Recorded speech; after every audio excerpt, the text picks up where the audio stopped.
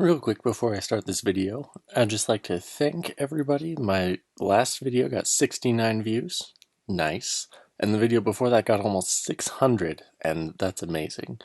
Like, I know that's small numbers for YouTube, but that's still pretty cool. So, why is Behemoth so bad? It's arguably one of the worst subclasses in the entire game. The only two I could think that might rival it is possibly Arcstrider, but they have one of the best supers to compensate for that, and possibly Voidwalker. But I would honestly say that the combination of the super being bad and the entire kit being bad kind of makes Behemoth definitively the bottom. In fact, when I was trying to look up TWABs and patch notes for this video, I came across, I forgot what I looked up, but the first result was not a TWAB or a patch note. It is this forum post asking, so is there a reason as to why the Glacial Quake Super is allowed to be this awful? And that's kind of just the sentiment lying around. It doesn't seem to be a very good super, it doesn't seem to be a very good subclass, and so I just wanted to take like an analysis as to possibly why it's so bad, what its actual strengths are. Spoiler alert, there's not very much. And what could possibly make it better. Things to keep an eye on in case things get buffed for the future. So first and foremost, the entire kit revolves around stasis crystals. The super either punches or makes crystals. Cryoclasm breaks crystals. Howl of the Storm converts melee to create crystals. Tectonic Harvest gives a shard for breaking a crystal. Diamond Lance is the exception here, but it can be procced by a Crystal Smash. The only exotic specifically for the Stasis Titan converts barricades into crystals, and the fragments that most benefit the Titan are pretty much all crystal based. And so we'll come back to what all that means for the subclass as a whole, but let's first just break down all the individual things that it can run. As for the grenade, Duskfield is the most consistent currently, but it has literally zero synergy with the entire rest of the subclass. Hitting a cold snap without osmiomancy is like trying to throw a hot dog into a friend's mouth while blindfolded. The Glacier Grenade, the one the Behemoth actually wants to use, has a massive cooldown. As for the melee, you have a choice of one. It's a normal melee that has some range and moves people. That's pretty much it. The negatives to it are that it has a very poor tracking. The wind-up means you have to time, aim, and space it very precisely. By the way, the wind-up and cooldown animations mean you can't quickly prime it with anything, like you can with a shotgun shoulder charge, and you can't really follow it up with anything either. There is a way to get a double melee, but it's not super reliable. It is one of only 2 Titan melees that don't refresh. Unless you remap it, it often takes precedence over unpowered melee in a fist fight. Like, most melees will use the unpowered if the enemy's in the range, but for whatever reason this one seems like it has a lower angle or threshold as to when it picks the powered melee instead. This happens frequently because unlike shoulder charge or anything, you don't have to build it up, it just happens. And it is a lot more disastrous if you aren't expecting it. If you have on Howl of the Storm, one of the aspects, it can't be used while sliding, and it does normal melee damage. Sure, the punch can push people around, but you're still going to be the one slammed in a locker. And there's a lot of downsides with almost no ups after it was nerfed so long ago. As for the super, it's kind of a monster in PvE. It clears rooms for free, it deals the most total damage of any super, and that's without even having an exotic boosting its damage. But in PvP, it was really good, like any stasis class on launch, because the DR it had gave it like 600 HP, plus you would have the Whisper of Rhyme overshield, but nowadays, let's just say, it's been nerfed. If it wasn't for Golden Gun having 0 damage resistance, it would have the lowest damage resistance of any roaming super. The slam became okay. It freezes in an acceptable radius on the ground, but takes a long time to use. The animation of going up on the slam, coming back down, the ice to travel, and the crystal to form, while you're locked in place, half your health will be gone if they fire at you, so it's difficult to take on more than even just 1v1s. And if they run, there's absolutely enough time for them to escape. Plus, if they jump, it's pretty easy to avoid. And the only other thing you've got is the punch. But the start, travel, and end animation on the punch means that there's a long time between when you're allowed to actually punch, unlike Striker, which can just go back and forth.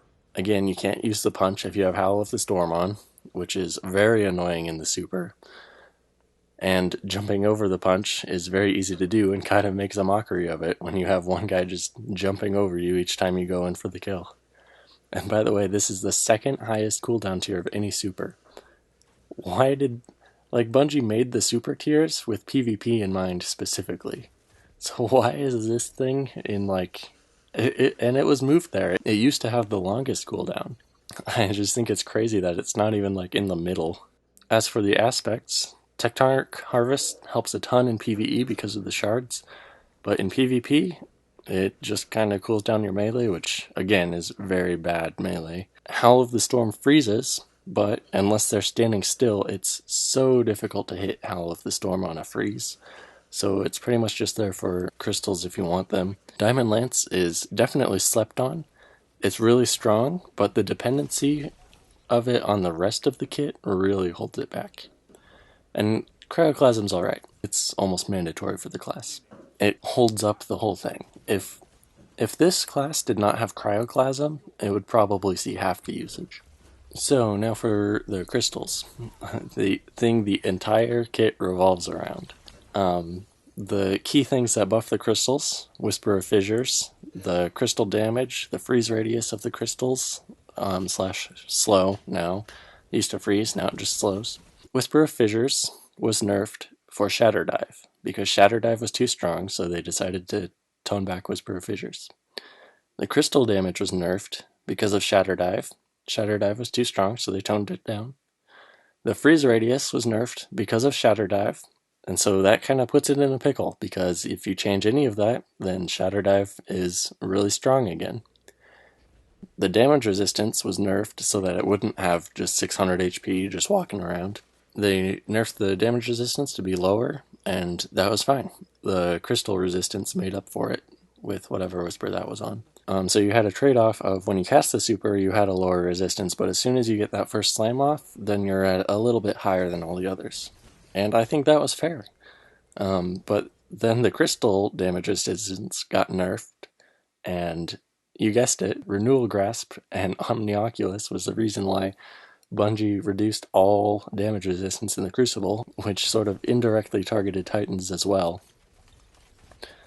But Titans were not readjusted to compensate for that. So now they don't have the resistance that the crystals originally had, and the super is the, again, second lowest, only behind Golden Gun. How does this need to be fixed?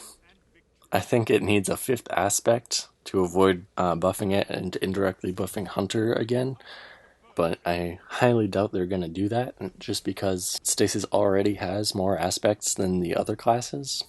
Or they could change Tectonic Harvest to alter crystals somehow, make them stronger.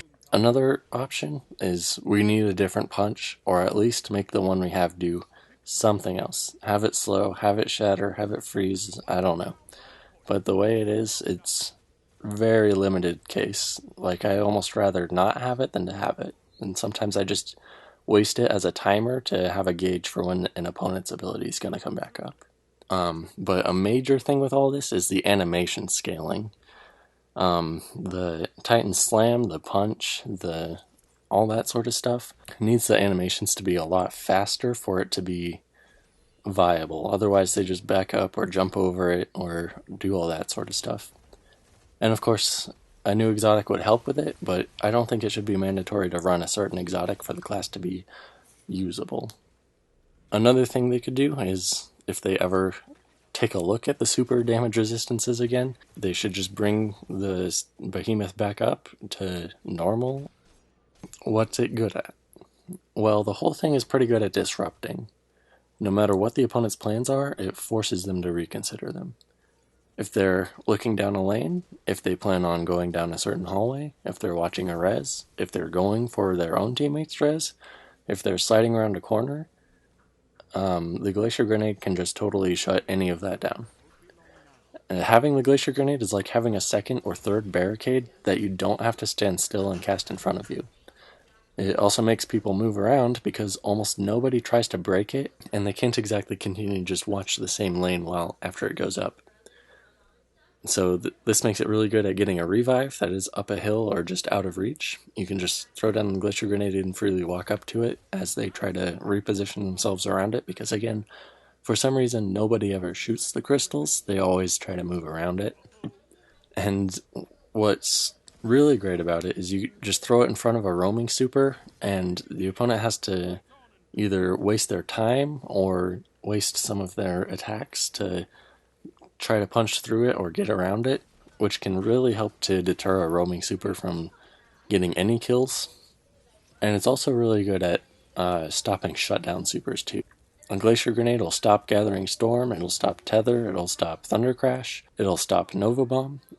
I'm not sure how it works against Blade Barrage, but Chaos Reach definitely can cut through it. However, all of what I just said can be said about any stasis class, since that's just the grenade. Nothing about that so far has been specific to the Titan. The only thing the Titan can do with that is break those crystals pretty fast with the Cryoclasm slide, or you just have Armamentarium so that you have a Glacier Grenade up more often. The super is actually really great at stopping bubble. All you gotta do is jump up in the air and then slam down into it, and the crystals will freeze and form enough around to do enough damage to take out anything in the bubble. Unfortunately, the cooldowns kind of prevent this from happening most rounds, because the bubble will usually come up faster than the Stasis Titan. It just matters when they cast it. The Diamond Lance is actually pretty good. I'll probably make a separate video on it entirely later, but it removes the pressure from the super to get multi-kills. The super really is just a tech option to shut down like one Guardian or like capture a key moment in a fight. But if you get any kill with the super, it will put down a Diamond Lance, and then you can just effectively waste the rest of the super if you want, and then you still have a solid option to freeze, which can chain multi-kills, especially because a Diamond Lance can proc off of itself. Like if you leave it on the ground for 6 seconds, you can just continually chain Diamond Lances. And the Diamond Lance also has 3 fragment slots. This is up from 1 when it launched, which is funny to me. But I think a lot of the power from the Stasis kit comes from the fragments rather than the aspects, and so Diamond Lance giving you 3 for a total of 5 is really clutch, because a lot of the time with the other aspects that I was trying with this kit, having to choose 4 of the fragments was just kind of rough. But I'd say the third positive about the class is if you have Armamentarium or the super up, the Stasis can zone control second only to bubble. Like, the ability to shut down an entire room or just block off a hallway permanently faster than an opponent can get around it or cut through it is huge. The super can capture basically any zone that's indoors, like any of the zones on Dead Cliffs or the Tiebreaker on Eternity or anywhere on Pacifica. Like, the Stasis Titan can just wall off the entire area and you can just capture anything for free. And so it's really good at doing that. And like I said, you don't necessarily have to use the super to do that. You can just use the 2 Glacier Grenades with your barricade, and that's a lot to have to go through. And that's pretty much it. You could argue that the Cryoclasm and the Punch give movement options, but I mean, both of those have pretty lengthy requirements to activate. But compare that to like a Hunter Dodge, which is on a 14-second cooldown, or Icarus Dash, which gives you 2 before you're locked out of it.